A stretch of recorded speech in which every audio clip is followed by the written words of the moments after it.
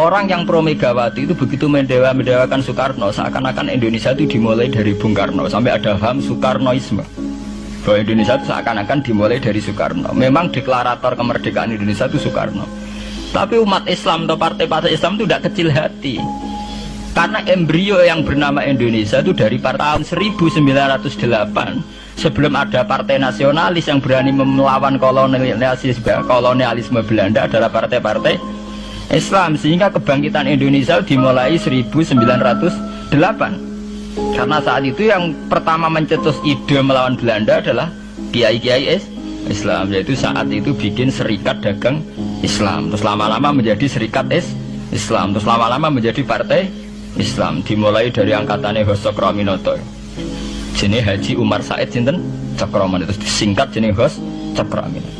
Jadi tidak bisa Indonesia itu meninggalkan partai Islam, karena dulu pertama pendiri era kepartaian niku malah partai-partai apa?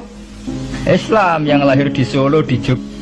Bahkan sebelum ada negara yang bernama Indonesia, itu ada negara yang bernama Demak Bintoro, ada Demak Ngayogyakarta apa?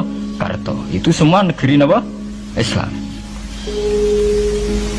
Ya paham? Sehingga secara kesejarahan kita tidak kalah sama tuanya Soekarnoisme atau partai PNI. Dan sampai kan kita ini kan kayak dinabubukkan seakan-akan Indonesia itu dimulai dari Soekarno, sehingga nak wani Pak Karno itu koyok-koyok itu kita anti Indonesia.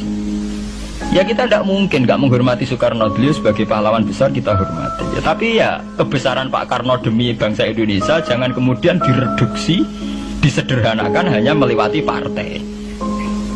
Ya itu kan namanya pekerdilan. Tentu Pak Karno bikin negara ini ya untuk semua bangsa, bukan untuk PDIP saja, bukan untuk partai-partai marhainisme saja, juga bukan untuk partai-partai yang berfaham Soekarnoisme saja. Ya sama, tapi kita juga adil, sebagai kiai juga adil.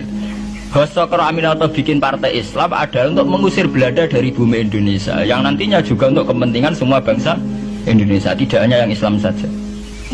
Ya kita adil, sama-sama adil. Saat nasionalisme ya tidak mengurangi keagamaan, saat keagamaan tidak mengurangi nasionalis. Tapi itu tadi kemudian ini dikerdilkan secara politik. Di sawangannya nawas duet Pak Hasim Mega nasionalis religius itu sudah ditren. Angger duet senengannya pasangan nasionalis sampai religius. Apa nak nasionalis terus wajib sholat? Apa nak religius terus gak wajib nasional? Sebetulnya itu kan apa kena orang Indonesia itu wajib sholat hanya karena atas nama nasionalisme. Apa nak gue kiai itu wajib bayar pajak. Itu kan pengkerdilan, proses pembohongan ya. Pembohongan secara publik. Itu dibodokno, sedurunge bodoh itu kan. Itu kan repot. Namanya sedurunge bodoh dibodokno kenapa? Nurut. Makanya kalau seneng ya, kayak kemarin Hari Kebangkitan Nasional itu seneng kalau diungkap terus di TV bahwa kebangkitan Indonesia dimulai dari 1908. Pentingnya bahwa orang-orang yang sok Soekarnoisme biar tidak mereduksi Pak Karno hanya milik mereka sendiri, karena bangsa ini berdiri semenjak 1908. Dimulai dari gerakan Budi Utomo sampai Hos Cokroaminoto sampai macam-macam ya, serikat-serikat Islam. Tapi ini terungkap sausé tukaran. Jadi sebetulnya Presiden Gus Dur jadi presiden biasa karena Mbah Hasyim Asy'ari berjuang sebelum tahun 45. Megawati biasa. Ya karena beliau berjuang lewat bapaknya, ya sama semuanya sah.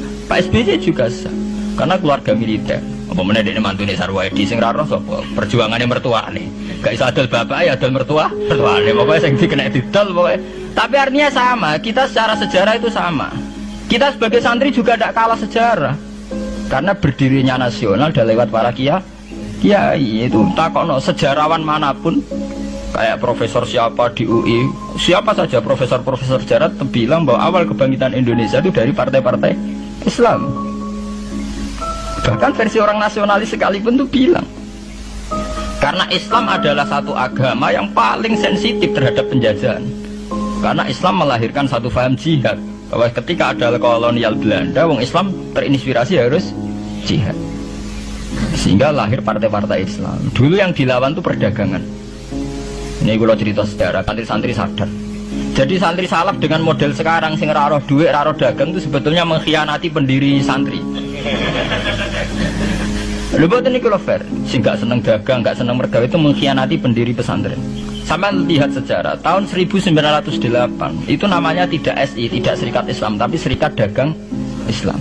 Karena para kiai adalah melawan dominasi Cina di Surakarta dan dominasi Belanda menguasai sentra-sentra perdagangan. Sehingga yang dilawan pertama adalah piye supaya kolonial gak menguasai aset-aset ekonomi. Sama takokno sejarah, cek versi kiai, cek versi buku, asal gak versi klenek.